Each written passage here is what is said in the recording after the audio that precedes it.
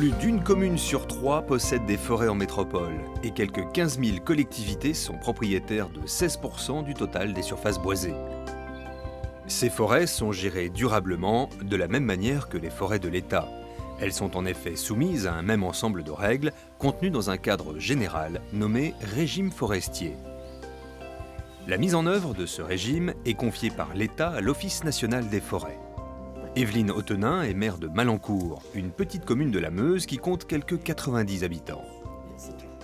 Plus de commerce, plus de bureaux de poste, le seul revenu de la commune est sa forêt. C'est la raison pour laquelle elle s'appuie sur l'ONF. L'ONF, pour moi, est le garant d'une bonne gestion. C'est notre gestionnaire, on est les propriétaires. L'Office national des forêts garantit le non n'importe quoi.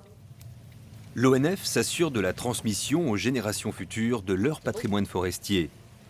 Il met aussi en vente les bois pour le compte des élus et peut également prendre en charge les opérations de récolte. Comme Thierry, les agents patrimoniaux travaillent en étroite collaboration avec les élus afin de mettre en place des contrats d'approvisionnement qui valorisent les bois et sécurisent l'investissement. Vente de bois, préservation de la biodiversité, accueil des publics, l'agent propose, l'élu dispose. On se voit assez régulièrement justement pour parler de la gestion de la forêt au quotidien et la mise en application du régime forestier.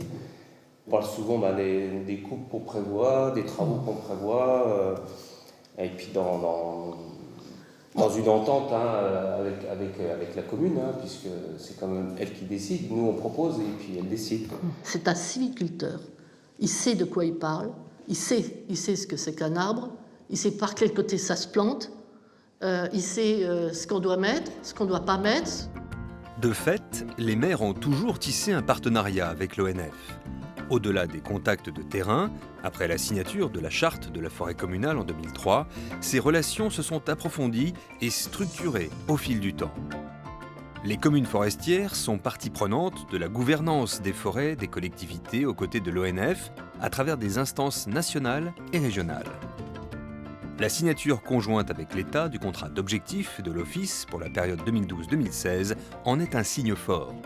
Les maires sont représentants d'une collectivité propriétaire d'un patrimoine forestier et c'est à eux de décider, avec l'appui, avec les conseils, avec l'éclairage que nous fournit l'Office, mais c'est à eux de décider. Donc là, je crois qu'il faut qu'ils se responsabilisent sur ce sujet.